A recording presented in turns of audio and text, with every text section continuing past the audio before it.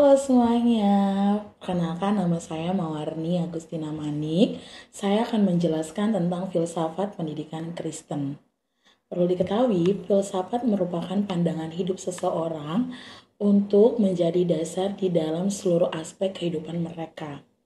Nah, filsafat ini mempunyai nilai dasar atau prinsip-prinsip yang mereka gunakan dalam melakukan segala sesuatunya.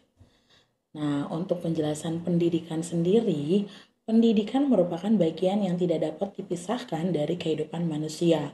Maksudnya, melalui pendidikan, manusia meneruskan pengetahuan atau apa yang mereka ketahui kepada generasi berikutnya. Namun, hal ini berbeda dengan pendidikan Kristen. Kenapa? Karena pendidikan Kristen bukan hanya sekedar meneruskan pengetahuan kepada generasi berikutnya, tetapi menyoroti dan mengajarkan mereka dalam semua aspek termasuk karakter, potensi, dan panggilan masing-masing mereka dengan berlandaskan pada kebenaran firman Tuhan. Berdasarkan paparan di atas, dapat disimpulkan bahwa pendidikan Kristen merupakan pelita yang menyala yang membawa dan menuntun manusia untuk kembali ke rencana Allah yang semula. Dengan demikian, dapat dikatakan bahwa yang menjadi inti dan pusat dari pendidikan agama Kristen adalah Yesus Kristus, atau disebut dengan kembali semuanya kepada Allah. Berarti membawa manusia kepada karakter Allah melalui teladan pribadi Yesus Kristus. Adapun dasar pemikiran filosofi tersebut berangkat dari Mazmur 119 ayat 105 yang dikatakan bahwa firman-Mu pelita bagi kakiku dan terang bagi jalanku.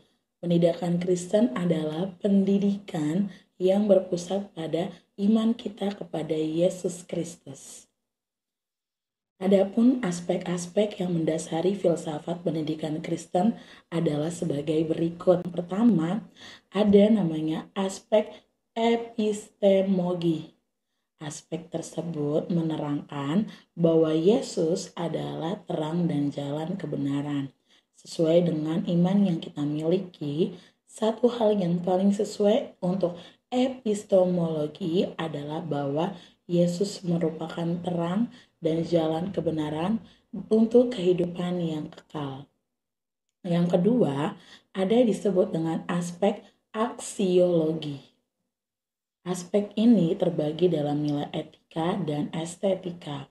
Pada awalnya manusia diciptakan serupa dengan Allah dan eksistensi manusia yang diciptakan sebagai makhluk yang memuliakan Allah. Akan tetapi manusia berubah dan jatuh ke dalam dosa. Semua itu berubah dan tidak menjalankan fungsi dan tugas seperti yang sedia kala. Dengan adanya pendidikan merupakan pelita yang harus terus menyala untuk mencapai dan menerangi manusia sehingga bisa tercipta kembali sesuai dengan yang diperintahkan Allah. Yang ketiga, ada aspek ontologis. Aspek ini mempelajari tentang sifat dasar atau keberadaan dan dilihat dari eksistensi atau keberadaan pelita tanpa cahaya tidaklah berarti. Begitu pula dengan pendidikan tanpa firman Allah sebagai sumber cahayanya tidak ada artinya. Dan berdasarkan paparan di atas, pendidikan Kristen merupakan pendidikan yang bersumber pada Kristus yang menuntun setiap manusia pada kebenaran menuju rencana Allah. Maka salah satu tujuan pendidikan Kristen adalah menyiapkan siapa sebenarnya manusia di hadapan Allah dan apa tujuan Allah dalam hidup manusia, dan menjelaskan siapakah Allah itu sendiri dan bagaimana cara manusia untuk merespon panggilan Allah dalam kehidupannya. Demikian penjelasan saya tentang filsafat pendidikan Kristen. Terima kasih dan shalom.